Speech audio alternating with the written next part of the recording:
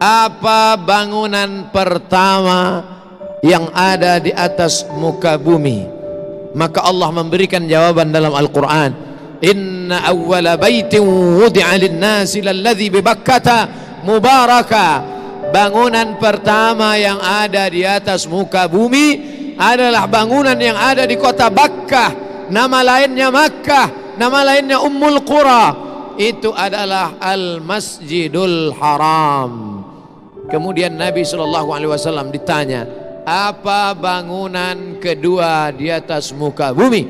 Bangunan kedua yang ada di atas muka bumi adalah Al-Baitul Muqaddas. Nama lainnya adalah Baitul Maqdis, yaitu yang ada di Palestina.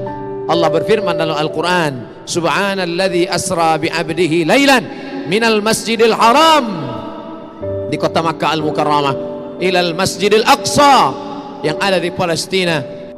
13 tahun lamanya di kota Makkah Al-Mukarramah, Nabi tidak ada membangun masjid.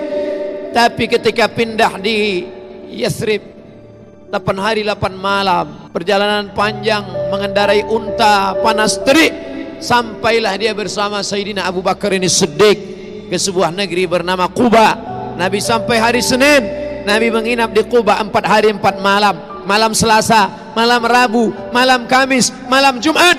Selama 4 malam itu berdiri satu masjid. Itulah masjid pertama yang didirikan di luar kota Makkah Al-Mukarramah setelah Masjidil Aqsa di Palestina. Masjid yang pertama adalah Masjid Quba. Bangunan pertama yang didirikan di atas muka bumi, masjid. Bangunan pertama yang dibuat setelah pindah, masjid. Dan bangunan pertama yang mendatangkan barakah adalah masjid. Oleh sebab itu kalau kantor ingin berkah, komplek perkantoran, hendaklah yang pertama dibangun masjid. Oleh sebab itu sultan-sultan Melayu ketika mereka mulai menambatkan perahunya di sebuah pantai, yang pertama mereka dirikan adalah masjid. Hari ini kita melihat sejarah-sejarah, mana istana hancur, dipukul ombak, dihempas gelombang, dimakan rayap, lekang karena panas, lapuk karena hujan. Tapi masjid masih tetap tegak berdiri.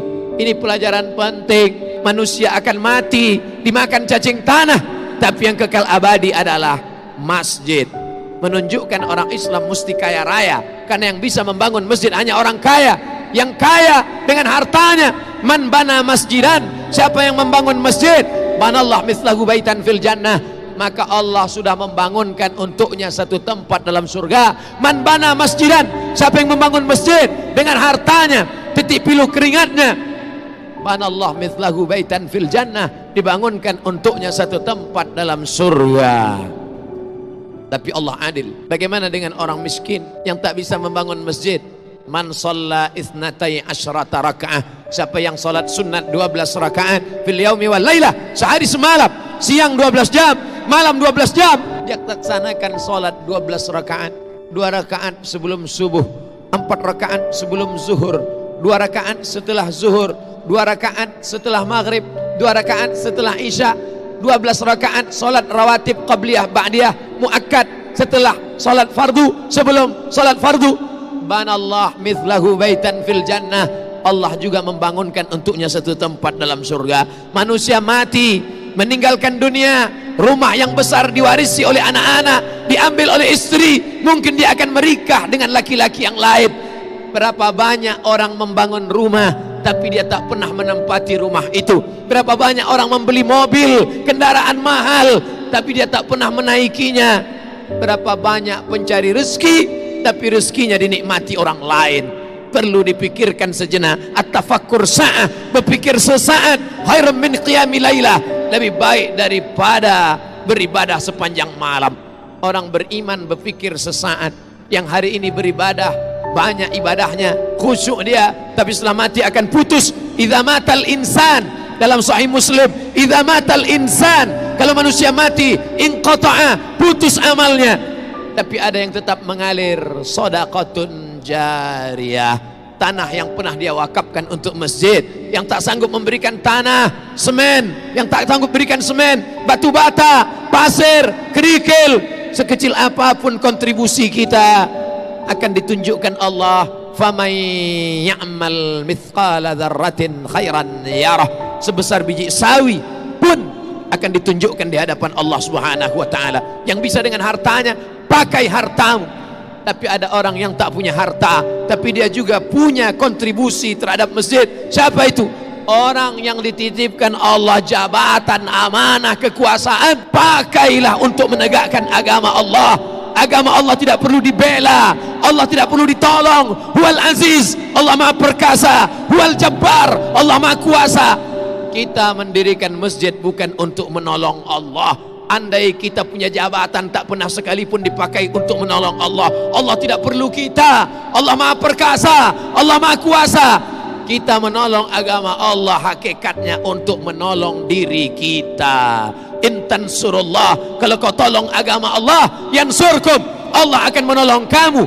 Pada saat kaki tidak dapat tegak berdiri, tak ada yang bisa menolong. Yauma yafirrul mar'u min akhihi, orang akan lari dari saudara kandungnya. Wa ummihi wa abi, lari dari ibunya, lari dari ayahnya.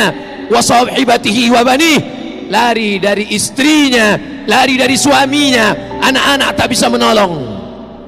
Likulli imri'in minhum yauma idzin sya'nun yughnih, maka pada saat itu yang bisa menolong hanya amal, amal, amal. Salah satu amal yang kekal abadi adalah membangun masjid. Hari ini ibu-ibu yang datang sholat Jumat, sampaikan kepada anak-anakmu pulang dari sholat Jumat ini, katakan, nak, kau mesti kaya. Anakku, kau mesti punya banyak uang dengan cara yang halal. Aku mati, kau akan membangun masjid, nak. Maka amalnya akan mengalir walaupun kita sudah mati meninggalkan dunia. Hari ini bapak-bapak yang salat pada salat Jumat perdana di masjid kebanggaan orang Batam, orang Kepulauan Riau, orang Sumatera, orang Indonesia, megah tegak berdiri. Sebagai orang Batam, sebagai orang Kepulauan, sebagai orang Sumatera, sebagai orang Republik Indonesia, kita bangga dapat tegak berdiri di atas muka bumi Allah. Masjid tempat menyembah, mengagungkan, memuliakan Allah. Tapi jangan bangga sesaat kalau sampai satu waktu saja kosong masjid, tidak ada solat berjamaah. Zuhur, asar, masa genting, siang, maghrib banyak orang datang, subuh tak ada yang datang. Istahwadat alaihimus syayatin, satu kampung, satu negeri sudah dikuasai oleh syaitan. Oleh sebab itu, maka ini solat kita laksanakan menurut tuntunan Quran dan Sunnah Rasulullah sallallahu alaihi wasallam.